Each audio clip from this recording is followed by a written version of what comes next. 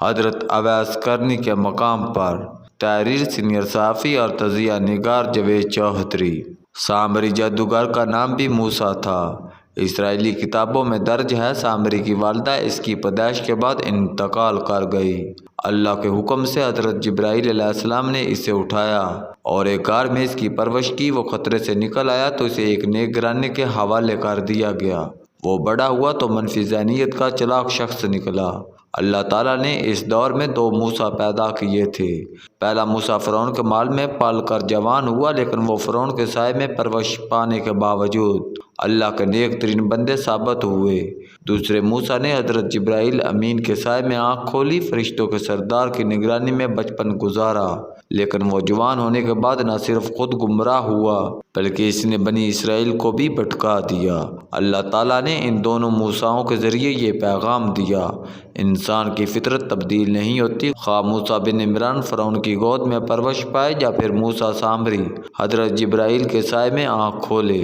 Bible اور قرآن مجید کے مطابق حضرت موسیٰ علیہ السلام نے تورات لینے کے لیے 40 دن کوہ طور پر قیام فرمایا۔ سامری جادوگر نے بنی اسرائیل کے زیورات جمع کیے، انہیں پگلا کر سونے کا بچھڑا بنایا۔ اس کے منہ میں حضرت جبرائیل علیہ السلام کے گھوڑے کے پاؤں کی مٹی رکھی، پڑھ کر پھونکا اور بچھڑے سے آواز آنا شروع ہو گئی۔ سامری نے اس کے بعد بنی اسرائیل کو بچھڑے کی پوجا پر لگا دیا۔ حضرت ہارون علیہ السلام نے قوم کو روکنے کی کوشش کی لیکن لوگ باز نہ آئے۔ حضرت موسیٰ تورات لے کر طور سے واپس آئے تو وہ قوم کو بچھڑے کی پوجا کرتے دیکھ کر دل گرفتہ ہو گئے۔ وہ حضرت ہارون سے سخت ناراض ہوئے۔ بعض روایات کے مطابق حضرت موسیٰ نے ان کو گردن یا داڑھی مبارک سے بھی پکڑ لیا تھا۔ حضرت ہارون نے عرض کیا: میں نے قوم کو روکنے کی کوشش کی تھی لیکن یہ لوگ میری جان کے در پہ ہو گئے تھے۔ بہرحال قصہ مختصر، حضرت موسیٰ نے بچھڑے کو آگ لگا دی اور سامری جادوگر کو نکال دیا۔ یہ روایت بھی موجود ہے حضرت موسیٰ نے سامری جادوگر کو قتل کر دیا تھا۔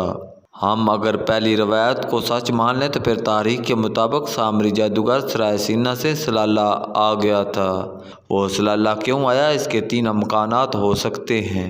سلالہ میں حضرت عمران علیہ السلام کی قبر موجود ہے۔ مورخین کا خیال ہے یہ حضرت عمران حضرت موسیٰ کے والد تھے، اور سامری جادوگر کا خیال تھا حضرت موسیٰ کبھی نہ کبھی اپنے والد کی قبر پر آئیں گے اور وہ یہاں ان سے بدلہ لے لے گا۔ میں نے ان لوگوں سے یہ بھی سنا یہ حضرت عمران حضرت مریم کے والد تھے اور یہ نامعلوم وجوہات کی بنا پر فلسطین سے سلالہ تشریف لے آئے تھے۔ یہ کون ہے اللہ تعالیٰ بہتر جانتا ہے، تاہم میں نے اتوار کی صبح ان کے مزار پر حاضری دی اور دعا بھی کی۔ دوسرا امکان، یہ علاقہ لوبان کی وادی کہلاتا ہے۔ یہاں آج بھی لوبان کے درخت کثرت سے پائے جاتے ہیں اور لوبان جادو میں استعمال ہوتا ہے۔ لوبان کا درخت جڑی نما ہوتا ہے۔ یہ گرم، ریتلی اور کم پانی والی زمین میں پیدا ہوتا ہے۔ اس کے تنے اور شاخوں سے گوند جیسا مواد نکلتا ہے۔ یہ مواد جلایا جاتا ہے اور اس کے دھوئیں سے خوشبو پیدا ہوتی ہے۔ مجھے اس سفر میں لوبان کے فارم پر جانے اور لوبان دیکھنے کا اتفاق بھی ہوا۔ اور تیسرا امکان، سلالہ یمن کا حصہ تھا اور یمن کا یہ حصہ جادوگری کا گڑھ تھا۔ چنانچہ سامری جادوگر یہاں آ گیا۔ سلالہ میں اس نے اپنا قلعہ اور جادو کی یونیورسٹی بنائی اور لوگوں کو جادو سکھانے لگا۔ وہ خواتین کے پاؤں کے نشان دیکھ کر ان پر جادو کر دیتا تھا اور وہ اپنے ہوش و آواز کھو بیٹھتی تھی۔ خواتین نے سامری کے جادو سے بچنے کے لیے لمبے برقعے پہننا شروع کر دیے۔ برقعے کا پہلو زمین پر گھسیٹتا رہتا تھا اور وہ زمین سے ان کے پاؤں کے نشان مٹاتا رہتا تھا۔ سلالہ کی خواتین آج تک زمین پر گھسیٹنے والے لمبے برقعے پہنتی ہیں۔ سلالہ میں آج تک جادوگر بھی موجود ہیں۔ سامری سلالہ میں فوت ہوا تھا، چنانچہ دنیا بھر کے جادوگر اپنے گرو کو سلوٹ کرنے کے لیے سلالہ آتے ہیں۔ ہمیں سامری کی قبر پر جانے کا اتفاق بھی ہوا۔ قبر پر اداسی اور ویرانی تھی، تاہم میں اس کے قلعے پر نہ جا سکا۔ عمان میں پاکستان کی ایک نشانی بھی موجود ہے۔ عمان میں عیسائیوں کے 2 چرچ ہیں۔ یہ دونوں چرچ پاکستانی کرسچن کمیونٹی نے قائم کیے۔ Protestant church bishop of Lahore Thomas Valpy French نے 1899 میں قائم کیا تھا۔ وہ زندگی کے آخری حصے میں تبلیغ کے لیے عمان آئے، چرچ قائم کیا اور مسقط کے مضافات میں انتقال کر گئے اور وہ مسقط میں مدفون ہوئے۔ عمان میں 3000 پاکستانی عیسائی اور 1500 پاکستانی ہندو ہیں۔ پاکستانی عیسائیوں نے آج سے 25 سال قبل سلالہ شہر میں چرچ آف پاکستان بھی تعمیر کیا۔ یہ اپنی نوعیت کا منفرد چرچ ہے۔ عمان میں 3 لاکھ پاکستانی مقیم ہیں۔ یہ عرب دنیا میں پاکستانیوں کی تیسری بڑی آبادکاری ہے۔ لیکن آپ المیہ ملاحظہ کیجئے، عمان کے لیے PIA، ایئر بلیو اور شاہین ایئر لائن نے فلائٹیں بند کر دی ہیں۔ PIA صرف مسقط تک محدود ہے، جبکہ سلالہ سے کوئی فلائٹ نہیں، جس کی وجہ سے پاکستانی شدید مشکلات کا شکار ہیں۔ عمان کے ساتھ بڑا رابطہ عمان ایئر لائن ہے۔ یہ اکیلی اتنا زیادہ بوجھ برداشت نہیں کر سکتی۔ میری PIA، ایئر بلیو اور شاہین ایئر لائن سے درخواست ہے، آپ مہربانی فرمائیں اور اپنی فلائٹس بحال کریں تاکہ لوگوں کی تکالیف کم ہو سکیں۔